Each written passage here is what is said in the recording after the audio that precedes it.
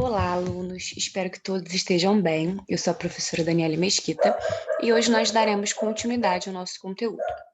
Na aula passada, nós entramos aqui no módulo 9 e começamos a conversar sobre a segunda geração romântica. Então, falamos sobre o contexto histórico e falamos sobre esses aspectos temáticos que estão aqui em formato de tópicos. Beleza? Terminamos então a página 106, lemos aqui também essa observação que está em rosa, e agora vamos falar sobre Álvares de Azevedo. Então, eu sempre falo que não vou ler todos os poemas, né? Enfim, eu acabo lendo, mas vou tentar não fazer isso de maneira que a aula não fique muito grande, porque nós falaremos hoje sobre a segunda geração romântica e também sobre a terceira, beleza? Então, Álvares de Azevedo é um autor muito importante.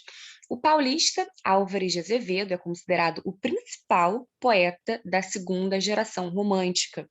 Mesmo com a sua morte precoce aos 20 anos, em 1852, devido à tuberculose, né? Na época era uma doença muito grave, produziu uma significativa obra literária que teve a maior parte publicada póstumamente. Além da obra poética lírica, organizada no livro Lira dos 20 anos, escreveu poemas narrativos, como O Conde Lopo, narrativas de cunho fantástico gótico, como Noite na Taverna, e peças de teatro, como Macário. Sua obra poética, que reflete as características do ultrarromantismo, então essa segunda geração que é mais pessimista, né, que fala bastante sobre a temática da morte, e do chamado mal do século, então a segunda geração romântica é chamada de geração ultrarromântica ou mal do século. É marcada por contradições. De um lado, a subjetividade, a dor, os sofrimentos e a idealização do amor e da mulher. E de outro, o sarcasmo, a ironia, o humor e o erotismo.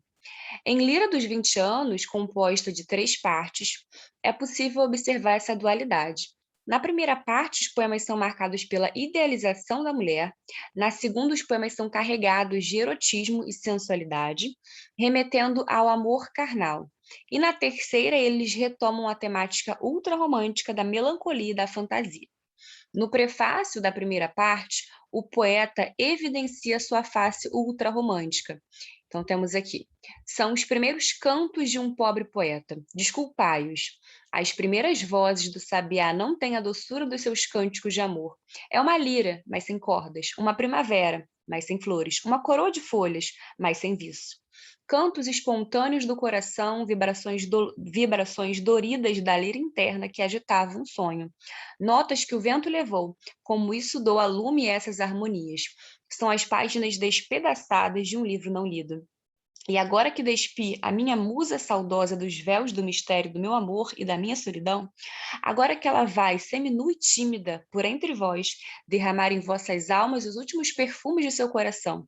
Ó, meus amigos, então se dirige a esses amigos, né? É o vocativo. Recebei-a no peito e amai-a, como o consolo que foi de uma alma esperançosa que depunha fé na poesia e no amor, esses dois luminosos do coração de Deus. Muitos dos poemas são abertos com epígrafes, nas quais se notam as influências que o poeta recebeu de escritores europeus. Ou seja, epígrafe é um texto pequenininho, pode ser um verso, né? Então, é uma maneira de estabelecer ali uma relação, uma intertextualidade. Então, a gente tem aqui, vagabundo, comer, beber e amar. De que nos vale o resto? Anjinho, que de sua jovem imaculada carne possam brotar violetas. Lembrança de morrer. Não mais, ó, nunca mais. Pálida inocência, esta imagem do céu, inocência e beleza. Na primeira parte, os poemas notadamente revelam a expressão da idealização da mulher, da melancolia e do mundo dos sonhos e da fantasia como fuga da realidade. Então, aqui, essa fuga da realidade, ela recebe um nome, né? Na verdade, são 2 nomes: escapismo, né, que vem de escapar, fugir, ou evasão, né? As 2 palavras têm o mesmo sentido. Então, a gente tem aqui, no mar. Era de noite, dormias, do sonho nas melodias, ao fresco da viração. embalada na falua, ao frio clarão da lua, ao ás do meu coração. Então, aqui existe a ideia da mulher etérea e inalcançável. Ah, que véu de palidez, da langue face na tez, como teus seios revoltos te palpitavam sonhando, como eu cismava beijando teus negros cabelos soltos. Então, aqui é a representação da mulher como lânguida e pálida e do amor que só se realiza, então, nesse mundo da imaginação, no mundo do onírico, né? É a última estrofe aqui. E que noite, que luar, e que ardentias no mar, e que perfumes no vento, que vida que se bebia na noite que parecia suspirar de sentimento. Aqui a gente tem a presença de elementos da natureza. Isso vai ser muito importante aqui, né, na escola literária que estamos estudando, a presença da natureza. Não só no romantismo, né? Isso acontece também no arcadismo. Mar, noite, luar e vento, como cenário para a expressão amorosa, ou seja, todo um conjunto, né? Em contraposição, no prefácio da segunda parte, o poeta alerta sobre outra face. Cuidado, leitor, ao voltar a esta página. Machado de Assis faz isso, né? Também, de conversar muito com o leitor. Aqui dissipa-se o mundo visionário platônico. Vamos entrar no mundo novo, terra fantástica. Quase que depois de Ariel esbarramos em Calibã.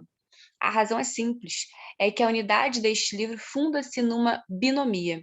Duas almas que moram nas cavernas de um cérebro pouco ou mais ou menos poeta escreveram este livro, verdadeira medalha de duas faces. O poeta acorda na terra, demais o poeta é homem, homo sum, como dizia o célebre romano. Né, homem sou, vê, ouve, sente o que é mais, sonha de noite as belas visões palpáveis de acordado.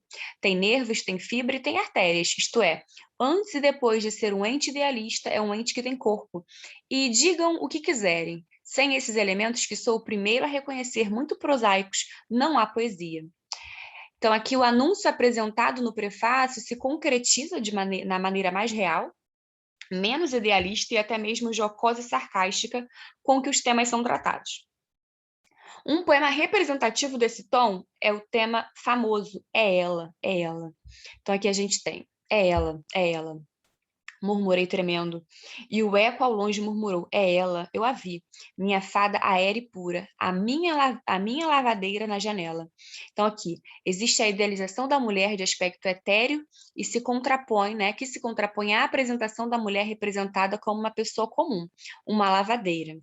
Dessas águas furtadas onde eu moro, eu a vejo estendendo no telhado os vestidos de chita e saias brancas, eu a vejo suspira namorado. O eu lírico satiriza essa ideia com a imagem de uma mulher pobre e uma mulher comum. Como dormia, que profundo sono, tinha na mão ferro do engomado, como roncava maviosa e pura, quase caí na rua desmaiado. Aqui o aspecto angelical da figura amada e a idealização do amor são substituídos por uma representação jocosa da contemplação da mulher que ronca e do enamoramento do eu lírico, ambos representados como ridículos. Também está presente na segunda geração romântica o jogo de opostos representados pelo mito de Ariel e Calibã. Esses personagens simbolizam respectivamente as ideias de anjo e demônio, bem e mal, virtude e vício, volúpia, erotismo e sensualidade. Erotismo, sensualidade. A gente chama isso de maniqueísmo, essas ideias opostas, né? Bem e mal, bom e ruim. Dessa forma, a temática das obras dessa geração pode apresentar características ultrarromânticas, sarcásticas e até mesmo humorísticas. Aí aqui nós temos o viés irônico e gótico. Influenciado pelo tom de rebeldia de Byron, Álvares de Azevedo manifesta em sua obra a transgressão, a ironia e o sarcasmo. Isso acontece tanto nos seus poemas quanto na sua produção em prosa, como nos contos que compõem Noite na Taverna e no drama Macário. Em Noite na Taverna, 6 rapazes se encontram em uma taverna e relatam suas experiências amorosas e sexuais e suas loucuras de juventude. Composto de 7 contos, o primeiro contextualiza os personagens e esse ambiente. Os subsequentes são intitulados com o nome de cada personagem: Sofiere, Bertrand, Genaro, Cláudius, Irmã e Johan. E o último narra o tétrico encontro de... Gente, espero que estar pronunciando corretamente, né? Johan, Arnold e Georgia, prostituta, irmã de Johan e antiga amante de Arnold. Em Macário, Álvares de Azevedo constrói um texto teatral composto de 2 atos. no qual há um forte tom macabro. A peça evidencia o gosto do autor por temas obscuros como confusão mental, melancolia, suicídio, devassidão e corrupção moral. Essas duas obras apresentam características de narrativas fantásticas, permeadas de criaturas irreais, como fantasmas, eventos ilusórios ou sobrenaturais e cenários obscuros. Essas também são características da literatura gótica, estilo desenvolvido durante o romantismo e que tem nomes expressivos, como Edgar Allan Poe, Os Assassinatos da Rua Morgue e Mary Frankenstein, né? Aí, beleza. Então, ok.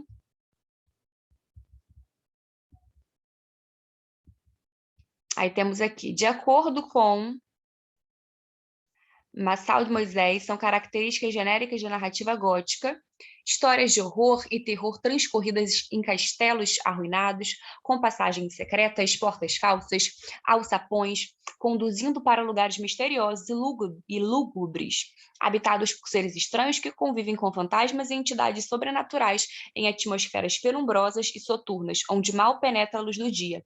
Além disso, o gótico busca envolver o leitor, mantendo-o em suspense, alarmá-lo, chocá-lo, incitá-lo, provocando-lhe, em suma, uma resposta emocional. E agora temos aqui Casimiro de Abreu, né? Tem o seu poema romântico que fala sobre a infância, né? O carioca Casimiro de Abreu é considerado o poeta mais popular da segunda geração romântica. Também morreu cedo, com apenas 21 anos, vítima também de tuberculose. Ainda assim, escreveu poemas, contos, dramas e folhetins, mas em vida publicou um único livro de poemas, intitulado As Primaveras, em 1859. Em sua obra poética, além de temas recorrentes que envolvem a saudade da terra natal e da infância, Casimiro também abordou a idealização da mulher e da natureza, a religiosidade, o frescor da juventude e o pressentimento da morte, embora sem o tom melancólico e pessimista de seus contemporâneos. O tratamento dado ao amor, por exemplo, é sob um viés ingênuo, quase pueril, como um observador de cenas corriqueiras. Esse sentimento também é representado com toques de um erotismo contido e insinuado, e não de forma voluptuosa, como fazem outros poetas românticos. São mantidos, todavia, os dualismos típicos do ultrarromantismo, a atração e medo, desejo e culpa, e a representação da mulher como figura angelical e virginal. Um poema que representa bem essa visão é Amor e Medo, escrito em 1858. Então, a gente tem aqui, né? Amor e medo. Quando eu te fujo, me desvio cauto da luz de fogo que te cerca, ó bela. Contigo dizes, suspirando amores. Meu Deus, que gelo, que frieza aquela.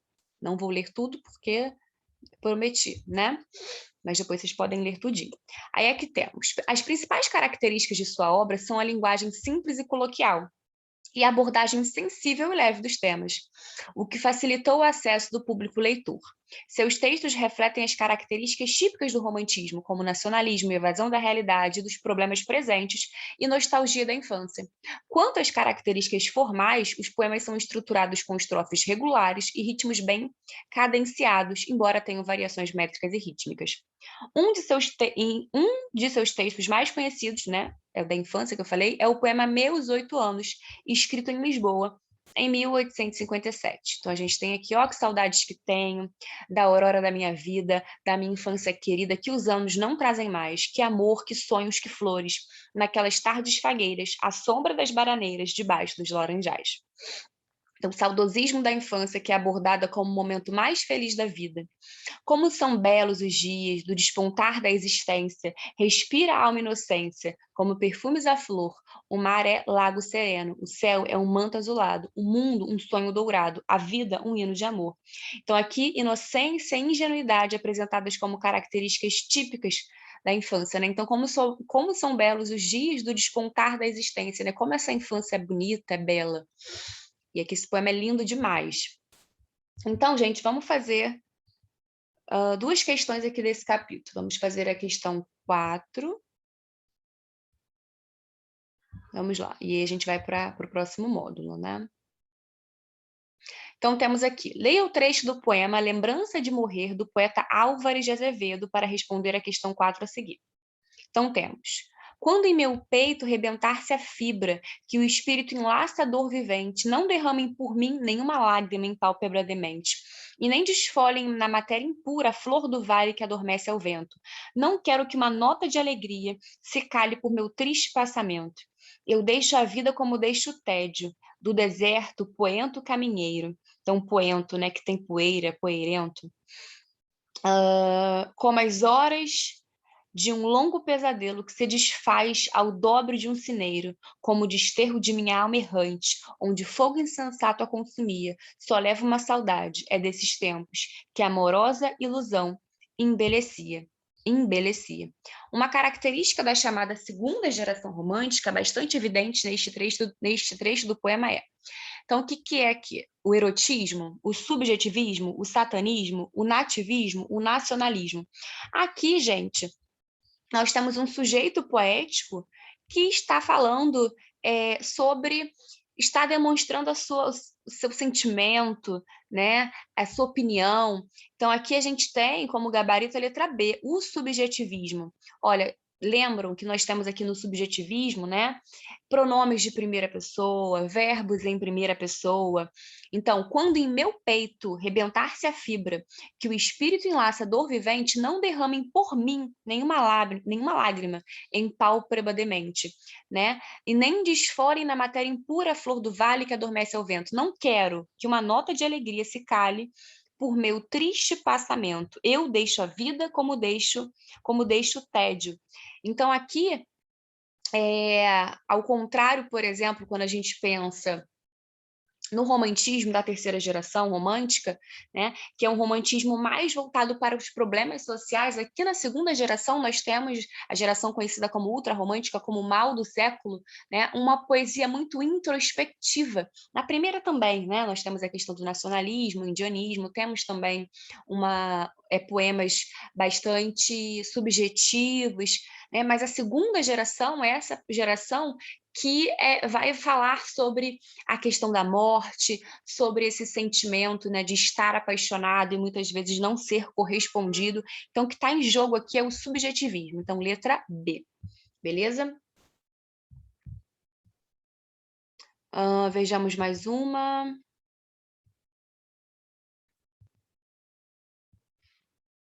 Então, temos aqui a questão 11. Essa questão é muito boa, porque eu já falei para vocês em algum momento que o romantismo conversa muito com o modernismo, né? Muitas vezes por afastamento. Como assim? Vejamos isso agora.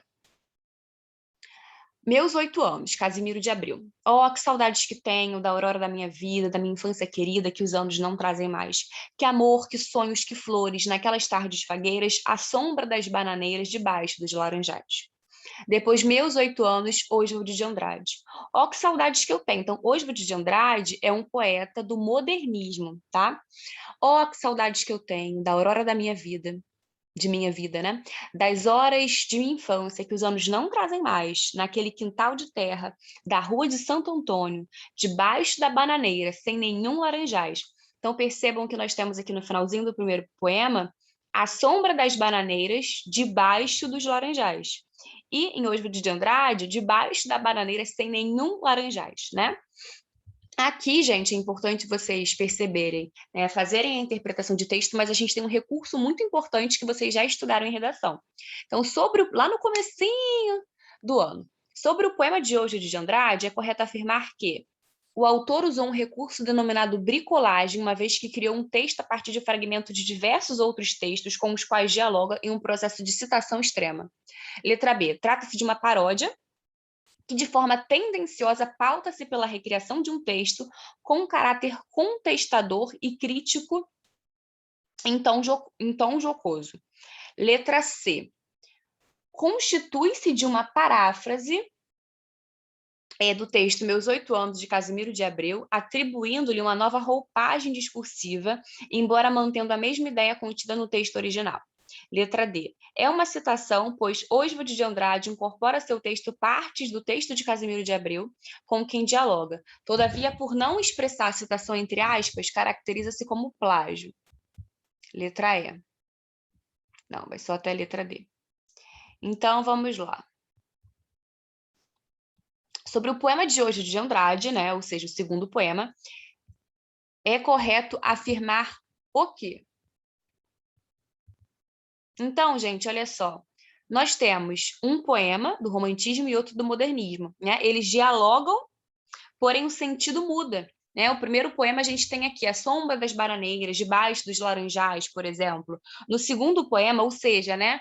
Quando você esses laranjais, né? Isso tem a ver com a valorização da terra, né? Aqui o modernismo ele já tem uma vertente mais realista, né? Então, nosso gabarito aqui, gente, da questão 11 vai ser letra B. Trata-se de uma paródia que, de forma tendenciosa, pauta-se pela recriação de um texto com caráter contestador e crítico em tom jocoso. Então, por exemplo, aqui, quando nós lemos na letra C, constitui-se de uma paráfrase, por que não poderia ser paráfrase? Paráfrase é quando dois textos, né, estabelecem uma relação, dois textos verbais, um verbal, um não verbal, enfim, e o sentido se mantém, o que não acontece aqui. Então, nosso gabarito é a letra B. Trata-se de uma paródia, beleza? Queridos, agora vamos então para o nosso último capítulo sobre o romantismo, que é a terceira geração romântica, né, que é chamada de condoreira. Então, temos aqui contexto histórico. A partir da segunda metade do século XIX, o Brasil passava por significativas transformações. Em termos políticos, a monarquia apresentava sinais de esgotamento, intensificando assim os ideais republicanos. O regime monárquico era apoiado pela elite, representada pelos grandes produtores de café. Essa elite dependia da mão de obra dos escravos, o que a causa abolicionista combatia veementemente. A partir da promulgação da Lei do Ventre Livre, em 1871, que determinou a liberdade para os filhos de escravas nascidos a partir daquela data, e da Lei Áurea, 1888, assinada pela Princesa Isabel, que determinou a abolição da escravatura, muitos produtores rurais ainda mantinham no Brasil o regime escravagista que imperava desde a fundação das colônias portuguesas. Mesmo com a abolição e com a implantação da República em 1889, a escravidão continuava a acontecer, visto que a produção rural era o principal setor econômico do país. A abolição aconteceu gradualmente e estudantes e jovens escritores da época se preocuparam em defender os ideais libertários. A abolição aconteceu gradualmente e estudantes e jovens escritores da época se preocuparam em defender os ideais libertários. Já tinha lido isso, né? Esses autores, não quero pronunciar incorretamente, foram alguns dos artistas que mais contribuíram com registros da escravidão no Brasil por meio de suas obras. A representação do porão de um navio negreiro na pintura de Rugendas é uma das imagens mais emblemáticas desse episódio da história. Nesses porões, centenas de pessoas eram amontoadas e submetidas a péssimas condições de higiene e alimentação, ocasionando mortes e doenças durante as longas viagens, né? Enfim, nós sabemos, né, gente, que nós tivemos essa lei do ventre livre, que, na verdade, não adiantava muita coisa, né? Porque se você tem uma lei que determina a liberdade para os filhos de escravas, essas crianças vão para onde? Né? Como que isso vai se dar? Então, teve toda uma problematização, um processo lentíssimo, né, como nós sabemos. Então, vamos lá, vamos falar sobre essa terceira geração, vamos falar sobre o condoreirismo. Então, gente, por que essa geração recebe esse nome? Porque ela faz referência ao pássaro condor, que é um pássaro que consegue enxergar muito à frente, né? E aí nós temos aqui uma diferença muito grande entre a terceira geração e a primeira e a segunda, beleza? Mas ainda assim tem a questão da mulher aqui também, tá? Então, os poetas da terceira geração empregaram em seus textos, além das características românticas das gerações anteriores, como eu falei, né, a questão da mulher e tal, novos elementos quanto ao conteúdo e à forma. O tema mais recorrente eram os problemas sociais que ganharam um tom grandiloquente muito característico da oratória. Então, como que esse tom grandiloquente aparece? Através da pontuação, dos pontos de exclamação, das interjeições, né? Tanto que os poetas declamavam seus textos em reuniões estudantis, saraus literários, teatros, bailes e até em praças da cidade. Eles também publicavam seus textos em jornais, que tinham grande alcance na época. O termo condoreirismo fez menção ao condor, né? Foi o que eu disse, ave que voa alto e é capaz de enxergar a distância devido à sua visão apurada e panorâmica. Por essa razão, os poetas que se comprometiam com as causas sociais e com os ideais de igualdade e liberdade foram associados simbolicamente a essa ave. Os condoreiros brasileiros foram influenciados pela literatura europeia, especialmente a do francês Victor Hugo, tornando-os conhecidos como geração hugoana. Eles aderiram tanto às questões especificamente abolicionistas, como à causa dos oprimidos, trabalhadores pobres, camponeses e operários. Victor Hugo tem aquele livro famoso, né, chamado Os Miseráveis, que fala sobre o homem, né, sobre Jean Valjean, que roubou o pão, né, foi condenado a vários anos. Enfim, esses poetas que estavam associados à estética romântica abordaram a temática amorosa sob um viés diferente de que era produzida pelos poetas ultrarromânticos. Castro Alves, Pedro Luiz, Pedro Calazans, Matias Carvalho, Franklin Doria e Narcisa Malha defenderam os ideais libertários e abolicionistas que dominaram a vida pública principalmente a partir de 1870. Entre as características gerais da terceira geração do romantismo estão: novo foco para a poética lírica, forma diferente de tratar o tema amoroso, então aqui já existe uma questão mais carnal, que era pouco recorrente nas gerações anteriores, né? Era mais o amor idealizado. Amor realizado, né? Percebam que essa concretude nas gerações anteriores, ela não tinha uma tônica forte, né? Mulher não idealizada, uma mulher mais real, corpórea, retratada com sensualidade, atitude e dona de seus desejos. Temática sociopolítica, denúncia de injustiças sociais, literatura engajada, preocupação com problemas sociais, emprego de plasticidade na linguagem, cenas descritas de maneira a evocar imagens, abordagem da realidade de forma concreta, estão entre as características formais, liberdade criadora de expressão, amplo uso de vocativos, né? Ou seja, vocativa é quando a gente se dirige, ela é marcada pela vírgula, né? Se dirige a alguém, e pontuações, como eu falei, estrutura poética para ser declamada, exploração da musicalidade, forma rítmica, emprego de figuras de linguagem, como metáforas, hipérboles, comparações e antíteses. Então, a metáfora é uma comparação sem conectiva, a hipérbole é o exagero, a comparação é, né, como o próprio nome diz, é uma analogia, uma comparação com conectiva, e a antítese trabalha com ideias opostas. Então, nós temos aqui o grande Castro Alves. O baiano Castro Alves é considerado o representante mais importante da poética nacional social romântica. Entre os temas abordados por ele, o mais importante foi a denúncia e a crítica da escravidão, o que lhe valeu o epíteto de poeta, né, o apelido de O Poeta dos Escravos.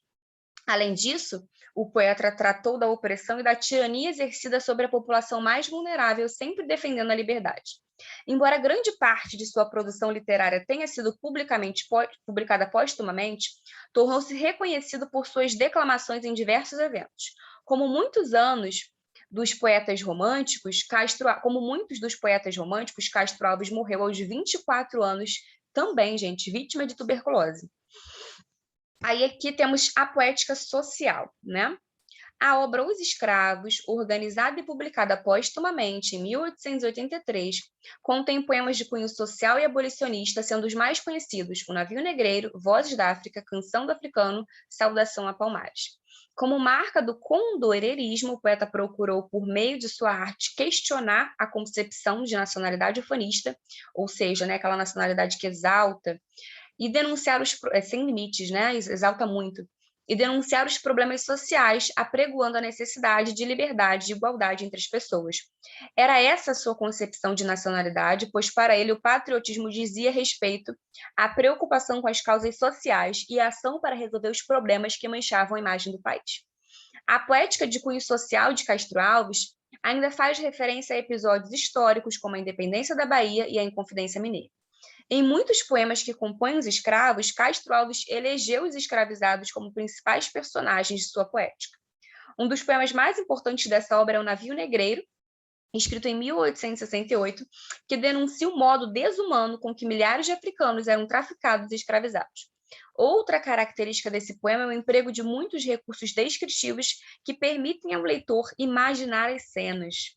O eu lírico denuncia os horrores que aconteciam nesses navios, além de acompanhar todo o trajeto dos escravos, desde a captura na África, o transporte desumano nos porões dos navios, até a escravização. Homens, mulheres e crianças eram tratados de forma desumana e transportados empilhados em meio à imundície dos porões. Além da falta de água e de comida para todos, eram submetidos aos castigos de carrascos. O poema é composto de 6 partes, cada uma com um foco diferente. Então, nós temos aqui a primeira parte descreve o cenário, exaltando as belezas naturais, né? Então, bem feliz quem ali pode, nesta hora, sentir deste painel a majestade. Embaixo o mar, em cima o firmamento, e no mar e no céu a imensidade. Então, na segunda parte descreve os marinheiros, na terceira parte descreve a ave condoreira que desce até um navio e enxerga um cenário de horror. Quarta parte descreve o navio negreiro e o sofrimento dos escravos. Né? Vibrai rige o chicote, marinheiros, fazei-os mais dançar. Quinta parte, em oposição à desgraça dos negros aprisionados, descreve o povo livre em sua terra. Sexta parte, critica a nação que permite e se beneficia do tráfico da escravidão. Então, quanto aos elementos formais, as estrofes são constituídas de número variado de versos e de diferentes tipos de rima, inclusive versos brancos, ou seja, são versos sem rima, né? Isso que vai ser tão explorado lá no modernismo. Além da musicalidade, há sugestões sonoras, olfativas e visuais. Né? A gente dá o nome quando nós temos essa simultaneidade de sensações, de sinestesia, né? Imprimindo plasticidade às cenas descritas que ganham ainda mais expressividade pelo uso de vocativos, interrogações e exclamações. Aí aqui nós temos a poesia lírico-amorosa. Além da abordagem social em suas obras, Castro Alves escreveu poemas líricos, cuja característica principal é a nova abordagem da concepção de amor, de mulher, de morte, de sonho. Essas temáticas aparecem na obra Espumas Flutuantes, publicada em 1870, um ano antes da morte do poeta. Não há mais a mulher idealizada, olha que diferença, né, da mulher dentro do próprio romantismo. Não há mais a mulher idealizada e inatingível, como faziam os poetas da segunda geração, mas sim uma representação mais realista, concreta e corporificada. A concretização do amor também está relacionada a fatores reais, que envolvem os amantes como despedida, abandono e até a substituição do ser amado por outro, evidenciado em um dos poemas mais conhecidos de sua obra lírica. Então, aqui a gente tem o Adeus de Teresa, né? A vez primeira que eu fitei Teresa, como as plantas que arrasta a correnteza, a valsa nos levou nos giros seus. Então, ele está encantado com essa mulher, né? E amamos juntos. E depois na sala, ou seja, olha aqui, o amor correspondido, né? Adeus, eu disse-lhe a tremer com a fala, e ela, corando, murmurou-me, adeus. Uma noite entreabriu-se um reposteiro, e da alcova saiu um cavaleiro, ainda beijando uma mulher sem véus. Então aqui a gente tem abandono, necessidade de ir embora, né? Então percebam, concordância da mulher com relação à situação, amor concretizado, aprisionamento pela sedução, ausência marcada de forma hiperbólica, passar um tempo, séculos de delírio. Né? Então, por que é uma hipérbole? Ele diz que séculos se passaram, né? E aí, gente, agora nós temos Souza Andrade. O maranhense Joaquim de Souza Andrade, que preferia ser chamado de Souza Andrade, é considerado um poeta à frente de seu tempo. Ele tinha consciência de que sua produção poética seria lida e compreendida mais tarde. Com uma obra vasta, um de seus textos mais conhecidos é o poema intitulado O Guesa Errante, escrito em 58 e 88, entre 58 e 88. A palavra Guesa significa sem lar e remete a um personagem da mitologia colombiana que tinha o sol, Bochica, como deus e objeto de culto. Guesa é uma criança fadada a cumprir um destino mítico. Aos 15 anos deveria ser sacrificado em homenagem ao Deus Sol. O enredo conta a trajetória desse herói, desde seu rapto até seu destino fatídico. Porém, antes do ritual de morte, renovado a cada 15 anos, o personagem peregrina por 5 anos até o caminho do Suna, uma travessia que a divindade teria percorrido. O poema relata a viagem desse personagem, que transita por diferentes tempos, passado e presente, e espaços, os Andes, o Amazonas, com passagens pela África e pela Europa, a América Central e a América do Norte, o que representa o passado dos povos pré-colombianos e o presente da civilização urbano-industrial americana, natureza e cultura, ruínas e esperança no porvir. Então, a trajetória épica né, do Goethe denuncia o massacre desse povo nativo, conduzido pelos colonizadores, e o embate entre a realidade dos incas, que representavam o passado, e dos americanos modernos. Ao longo do poema, a natureza exuberante da floresta amazônica e as modernas cidades industrializadas como Nova York são retratados. Além disso, os costumes e a cultura indígena, inclusive rituais sagrados, também aparecem no poema.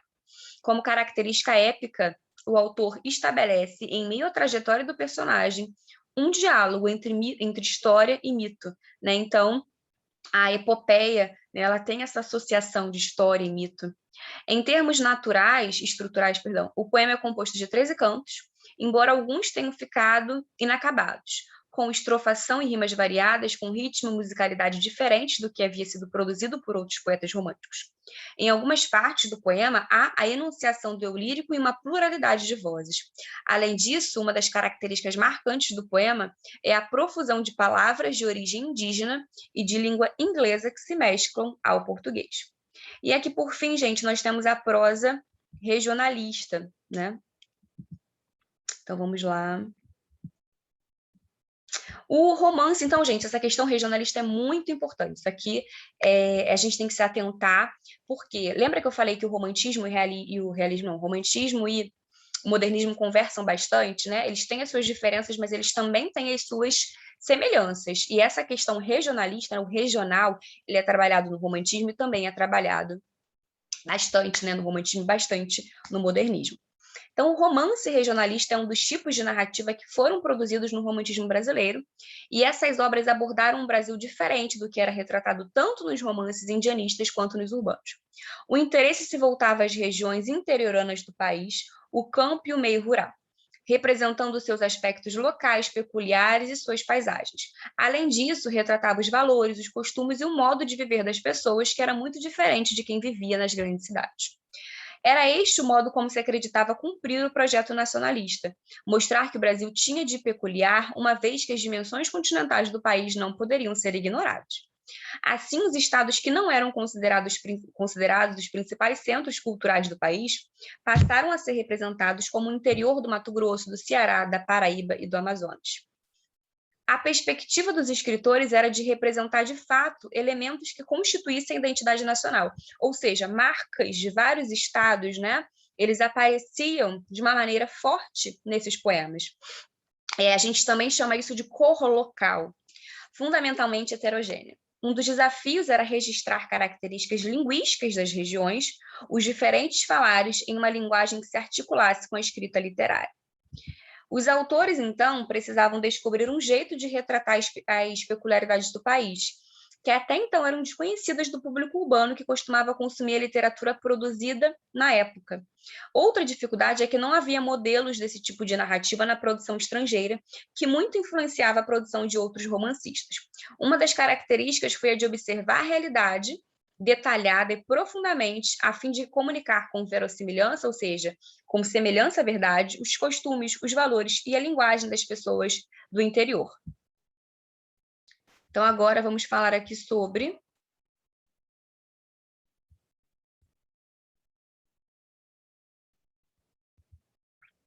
Visconde de Toné, se eu não me engano, se pronuncia Toné. O carioca é conhecido como Visconde de Toné devido à sua ascendência aristocrática. Seu avô era descendente da nobreza francesa. É considerado o escritor mais importante da prosa regionalista do século XIX. Tem uma vasta obra que inclui romances, contos, novelas, dramaturgias, crônicas e diários de viagem. No entanto, foi com o romance Inocência que ganhou notoriedade literária. Esse livro é considerado pela crítica o romance regionalista mais bem escrito do século XIX. A carreira militar e política possibilitou ao escritor viajar por muitos lugares do país, como São Paulo, Minas Gerais, Goiás e Mato Grosso. Durante essas viagens, Toné desenvolveu um olhar acurado para a realidade interiorana, agindo como um explorador, mas sem se descuidar do aspecto estético de suas narrações, visto que criou o estilo próprio de representar aquilo que considerava o genuinamente brasileiro, ou seja, o homem do interior.